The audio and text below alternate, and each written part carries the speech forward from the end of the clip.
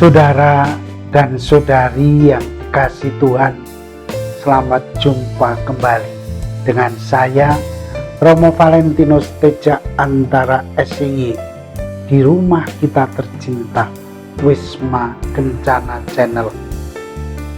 Semoga Anda semua dalam keadaan sehat dan bahagia. Dua bahasa komunikasi sudah kita bahas dalam tayangan yang sebelumnya.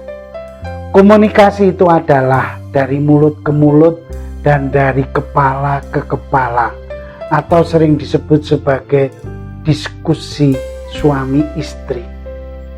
Dalam video kali ini saya akan menyampaikan dan membahasakan dua bahasa komunikasi yang masih tersisa, yaitu dari hati ke hati dan komunikasi iman, bahasa tubuh atau relasi seks. Inti komunikasi ini adalah komunikasi tanpa kata, nonverbal, merupakan ungkapan cinta, perhatian dan kasih sayang satu sama lain.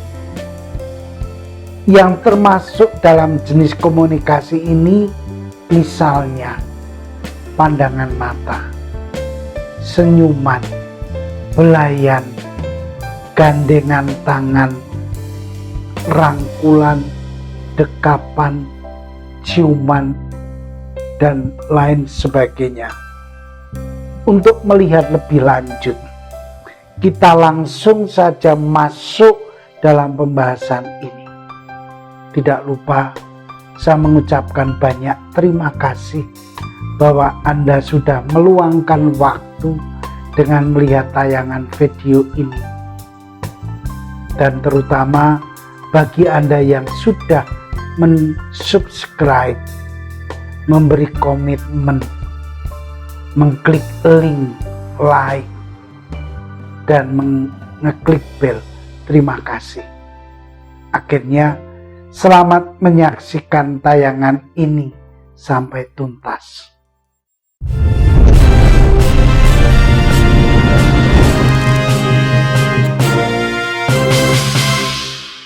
Saudara dan saudari yang dikasihi Tuhan, komunikasi yang ketiga adalah komunikasi dari hati ke hati atau heart to heart, atau sering disebut dialog.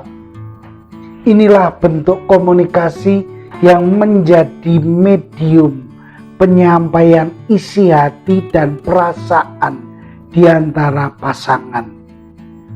Komunikasi perasaan semacam ini kita sebut dialog. Dalam dialog kita saling mengungkapkan isi hati dan perasaan atas dasar saling percaya dan saling menerima. Jadi bukan adu pikiran atau pendapat, karena yang diungkapkan adalah isi hati atau juga perasaan yang muncul secara spontan dari lubuk hatinya. Maka tak boleh didebat atau dibantah. Perasaan hanya dapat diterima dan tak dapat dipermasalahkan atau diperdebatkan. Apa yang dirasakan oleh suami pada saat tertentu belum tentu dialami secara sama oleh sang istri.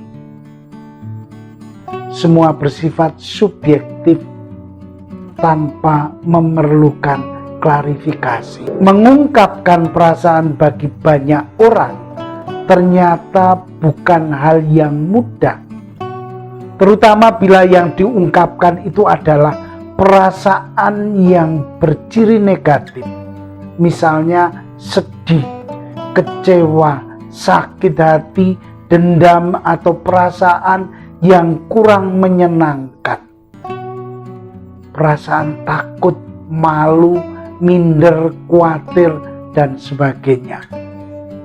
Tetapi perasaan negatif itu merupakan bagian dalam hidup kita.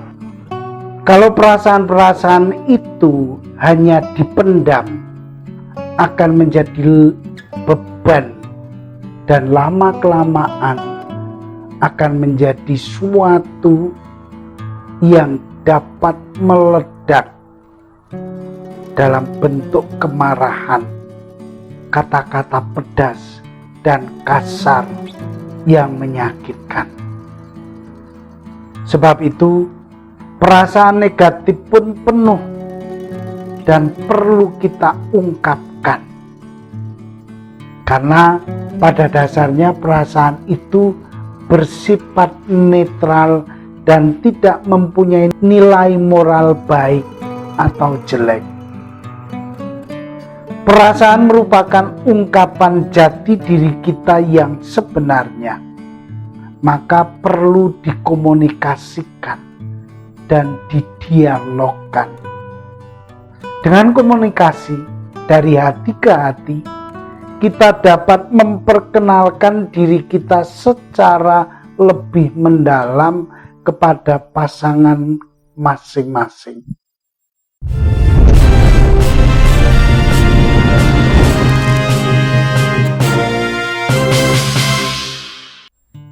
Jenis relasi yang terakhir adalah komunikasi face to face atau sering disebut sebagai komunikasi badan dalam diri suami istri. Ini adalah komunikasi tanpa kata, nonverbal, merupakan ungkapan cinta, perhatian, dan kasih sayang satu sama lain yang sangat mendalam. Yang termasuk ke dalam jenis komunikasi ini adalah pandangan mata, senyum, belayan, gandeng tangan, rangkulan, dekapan, pelukan, ciuman, dan masih banyak lain. Komunikasi badan atau bahasa badan ini penting untuk menciptakan suasana akrab dan mesra, tetapi dimaksudkan bukan untuk rangsangan seksual. Maka dapat dilakukan oleh orang tua di depan mata anak-anak. Belayan dan sentuhan lembut dirasakan sebagai sesuatu yang berarti untuk mengungkapkan rasa cinta dan mendekatkan hati. Relasi ini sebagai tanda kasih sayang yang mencerminkan hubungan yang akrab. Suami istri dianjurkan untuk membiasakan diri menggunakan bahasa badan ini untuk beberapa kali sehari, karena bahasa badan adalah ungkapan dan tanda kemesraan tanpa maksud atau tujuan yang mengarah ke hubungan seks. Tetapi bila suami istri ingin mengadakan hubungan itu, dapat mengawalinya dengan bahasa badan dalam aneka macam bentuk atau variasinya seperti yang disebutkan tadi di dalam bahasa cinta.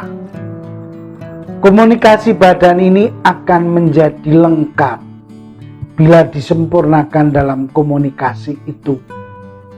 Maka hubungan seks merupakan komunikasi yang paling intim dan puncak dalam relasi suami istri sebagai perwujudan nyata kesatupaduan jiwa dan raga.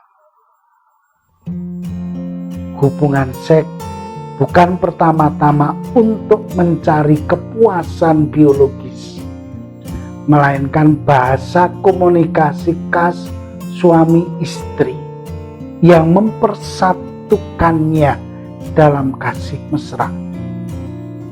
Hubungan seks bukan hanya aktivitas biologis, melainkan juga psikologis, emosional, dan spiritual. Dengan kata lain, hubungan seks melibatkan seluruh pribadi manusia dan seluruh relasi yang terjadi antara suami istri. Inilah yang dalam bahasa kitab suci dikatakan bahwa mereka bukan lagi dua, melainkan satu. Mereka dua dan menjadi satu daging, agar hubungan seks dapat memuaskan suami istri. Masing-masing harus memperhitungkan perbedaan kebutuhan, keinginan, dan harapan, sifat dan pembawaan pasangannya. Kita perlu paham bahwa umumnya pria lebih fokus pada seks dalam arti sempit biologis dan punya pola dasar gerak cepat. Sedangkan wanita lebih mengutamakan kasih sayang, kehangatan, kemesraan, rasa aman dari segi psikologis dan emosional, dan hanya pola dasar lambat yang memerlukan waktu lebih lama untuk bisa secara seksual mencapai kepuasan. Memang bagi pria seks merupakan kegiatan sesaat, sedangkan bagi wanita merupakan kegiatan sehari-hari. Adanya perbedaan ini bila tidak cukup diperhatikan akan mengakibatkan hubungan seks menjadi kurang memuaskan dan menjadi sumber kekecewaan serta memperburuk relasi suami istri. Anda sudah mengenal dalam perbedaan pria dan perempuan. Saudara dan saudari yang terkasih, kiranya menjadi jelas bahwa relasi atau komunikasi suami istri itu memegang peran yang sangat penting dalam perkawinan. Mereka yang tidak menghayati dan mempraktekkan dalam hidup, perkawinan mereka pasti akan terancam hancur. Perbedaan karakteristik dan personalitas mereka itu disatukan oleh karena komunikasi yang baik antara suami dan istri. Sejak pacaran sampai pada perjalanan perkawinan, proses adjustment atau penyesuaian diri antara laki-laki dan perempuan ini terus berjalan dan tidak bisa berhenti karena sudah selesai. Proses ini tidak pernah selesai sampai pasangannya meninggalkan dunia ini.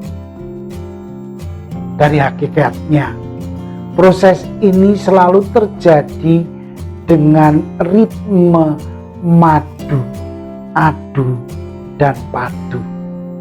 Sedangkan dari segi jenisnya atau kualitas relasi adalah omong-omong biasa, diskusi, dialog, relasi, atau bahasa badan dalam masing-masing intim dalam hubungan dengan suami istri.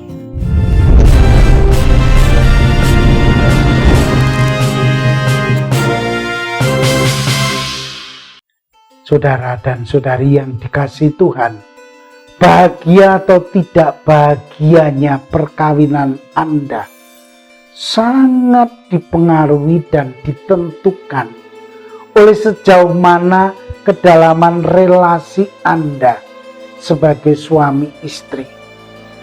Oleh karena itu, supaya perkawinan itu harmonis, diperlukan komunikasi yang baik antara suami dan istri.